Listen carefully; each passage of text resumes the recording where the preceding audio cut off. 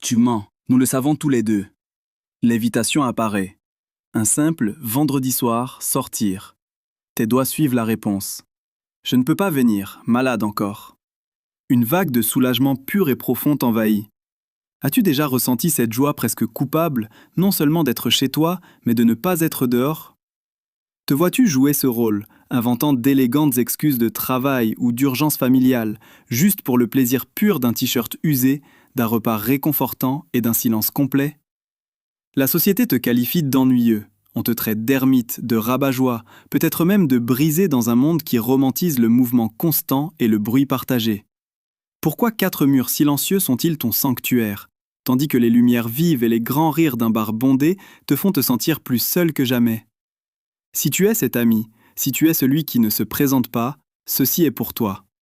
La science ne te qualifie pas de brisé. Elle t'appelle quelque chose de totalement différent. Et aujourd'hui, nous allons comprendre exactement ce que tu es en train de protéger.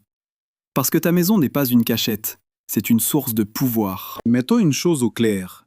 Rester à la maison ne signifie pas que tu es antisocial. Cela ne signifie pas que tu manques de compétences sociales, ni que tu échoues dans la vie. La société adore diagnostiquer un week-end tranquille comme un symptôme de solitude. Mais elle passe complètement à côté de la réalité biologique. Ton cerveau est simplement construit différemment. Dans les années 60, un psychologue nommé Hans Eysenck a révolutionné la manière dont nous comprenons la personnalité. Il a introduit quelque chose appelé Optimal Arousal Theory. Eysenck a découvert que la différence entre toi et la personne qui danse sur les tables ne concerne pas la confiance en soi. Il s'agit de l'activation corticale dans le cerveau. Les extravertis sont naturellement sous-stimulés. Ils doivent rechercher des bruits forts, des lumières vives et des foules chaotiques, simplement pour ressentir un niveau de normalité de base. Ils se rechargent grâce au mouvement et au chaos.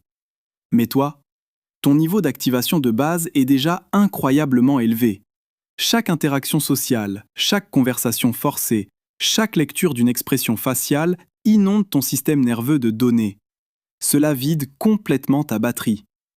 Donc, lorsque tu fermes la porte d'entrée, tu ne fuis pas le monde. Tu branches simplement un équipement extrêmement sensible sur la seule station de recharge qui fonctionne réellement. Pense à l'imprévisibilité totale du monde extérieur. Dès l'instant où tu sors, tu es à la merci d'innombrables variables que tu ne peux pas contrôler. Le cri soudain de la sirène d'une ambulance, l'odeur envahissante du parfum lourd de quelqu'un dans le métro, le piège inévitable des banalités échangées avec une connaissance à l'épicerie qui t'oblige à sourire et à hocher la tête pendant que ton énergie mentale se vide rapidement. Maintenant, compare cela au moment où tu tournes la clé dans la porte d'entrée. Tu entres et instantanément, tu deviens l'architecte de ton environnement. Tu dictes exactement l'intensité de la lumière, tu règles la température parfaite. Tu choisis la bande sonore ambiante ou mieux encore, tu choisis le luxe profond du silence absolu. Pour les personnes hautement sensibles, ce contrôle n'est pas une préférence étrange ni une indulgence égoïste. C'est un mécanisme de survie obligatoire. C'est la seule façon de signaler à ton cerveau que la menace extérieure a disparu, permettant à ton système nerveux hyperactif de finalement s'éteindre et de respirer. Mais voici le beau paradoxe de ce silence. La société suppose que si tu passes un samedi soir seul sur ton canapé, tu ne fais rien. Elle pense que ton esprit est stagnant. C'est exactement l'inverse. Lorsque le bruit extérieur incessant s'arrête enfin, ton monde intérieur prend violemment vie. Les études psychologiques soulignent constamment que la solitude est l'incubateur ultime de l'introspection, de la résolution avancée de problèmes et de la créativité brute. Les idées les plus brillantes et capables de changer le monde sont rarement criées au-dessus des basses martelantes d'un bar bondé. Elles naissent silencieusement dans le coin d'une pièce faiblement éclairée à 2 heures du matin, alimentée par une spirale ininterrompue de pensées profondes. Considère l'histoire de Lynn. Si tu rencontrais Lynn dans son bureau un mercredi, tu penserais qu'elle est la personne la plus dynamique de la pièce. Elle dirige des réunions, elle médit des conflits, elle rit facilement aux blagues de ses collègues. Elle donne au monde exactement ce qu'il exige d'elle. Mais lorsque le vendredi soir arrive et que la discussion de groupe bourdonne d'invitations pour des verres et des dîners bruyants, Lynn déclime gracieusement chacune d'elles. Notre culture moderne romantise l'agitation constante. Elle dit à Lynn qu'elle gaspille ses meilleures années. poussant agressivement le récit selon lequel tu dois sortir pour créer des souvenirs. Méline a découvert un secret que la plupart des gens passent toute leur vie à ignorer. Son rêve ultime, sa vie absolument idéale, ressemble à ceci. Un pull doux et oversize, un bol de soupe fumant, un documentaire fascinant qui joue à l'écran, et la sensation la plus enivrante de toutes, zéro obligation. Pour une nuit, elle n'a pas à jouer un rôle, elle n'a pas à analyser une seule expression faciale. Ce n'est pas une tragédie, ce n'est pas une vie solitaire, c'est le sommet de la conscience de soi. Mais pourquoi exactement certains d'entre nous sont-ils construits de cette manière? Les psychologues appellent cela une préférence pour une faible stimulation. Et tout se résume à une substance chimique biologique très spécifique, dopamine. Pour la plupart des gens, la dopamine agit comme un système de récompense qui exige des événements extérieurs toujours plus grands, plus bruyants et plus excitants pour se sentir satisfaits. Ils ont besoin que le monde extérieur les divertisse. Ils recherchent le drame, les environnements rapides et le flux constant de nouveaux visages simplement pour ressentir une étincelle de joie. Mais ton cerveau, ton seuil de dopamine est remarquablement sensible. Tu n'as pas besoin d'une ligne de basse assourdissante ou d'une pièce bondée pour te sentir vivant. Ton monde intérieur est déjà un paysage vivant, complexe et profondément riche. Un matin tranquille, une phrase bien construite ou une pensée profonde procure exactement la même récompense chimique que d'autres n'obtiennent qu'au cours d'une nuit chaotique à l'extérieur.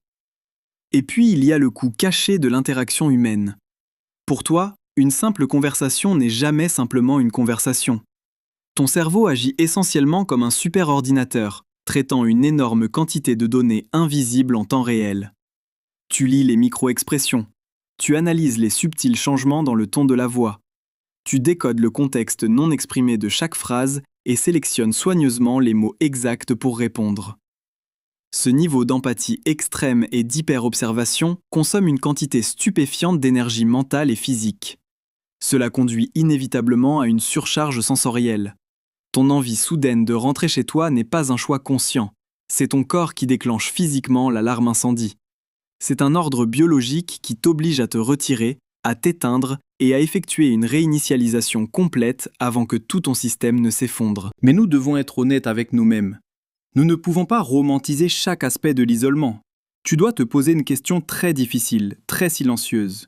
Restes-tu à la maison parce que cela nourrit profondément ton âme, ou restes-tu à la maison parce que l'idée de sortir te semble physiquement écrasante? Ta solitude est-elle un lieu de paix, ou est-ce un lieu où tu te caches? Parce qu'il y a ici une réalité psychologique plus sombre. Pour certains d'entre nous, la porte verrouillée n'est pas une frontière pour protéger notre énergie, c'est un symptôme. C'est la lourde couverture de l'anxiété sociale, l'écho d'un traumatisme non guéri ou la voix chuchotante de la dépression qui te dit qu'il ne sert à rien d'essayer de créer des liens de toute façon. Lorsque ces forces prennent le dessus, ta belle maison sûre se transforme subtilement. Elle cesse d'être un refuge qui guérit ton système nerveux et devient silencieusement une cage qui te tient captif. Mais si ta maison est vraiment ton sanctuaire, alors tu connais la joie profonde que l'on trouve dans les coins les plus silencieux de l'existence. Elle se trouve dans le rituel délibéré et tranquille de préparer ton café du matin. Elle se trouve dans le fait de regarder la façon dont le soleil de la fin d'après-midi s'étire sur le sol de ton salon, en remarquant les petits détails que le monde pressé manque complètement. Ton système nerveux est une pièce de machinerie extrêmement sophistiquée et délicate. Tu ne peux tout simplement pas brancher un appareil parfaitement calibré sur le réseau électrique chaotique et à haute tension du monde extérieur et t'attendre à ce qu'il ne fasse pas de court-circuit. Donc, si tu es quelqu'un qui peut enfin refuser une invitation sans la moindre once de culpabilité, si tu préfères largement revoir ce même programme réconfortant pour la 10e fois plutôt que de te forcer à créer des connexions maladroites avec des inconnus, entends ceci clairement. Tu n'es pas brisé. Il n'y a absolument rien qui ne va pas chez toi. Tu es simplement câblé différemment. Tu es programmé pour donner la priorité à la profondeur plutôt qu'au bruit. Tu es parfaitement conçu pour choisir une paix profonde plutôt qu'une performance sociale épuisante. Alors dis-moi la vérité. Restes-tu à la maison parce que c'est ta station de recharge paisible ou parce que sortir est devenu un fardeau trop lourd? Partage ta véritable histoire dans les commentaires ci-dessous. C'est un espace sûr et personne ici ne va te juger. N'oublie pas de t'abonner et de devenir membre pour soutenir notre équipe. Ensuite, clique sur la vidéo qui apparaît sur ton écran en ce moment même pour découvrir d'autres vérités psychologiques que personne d'autre ne te raconte.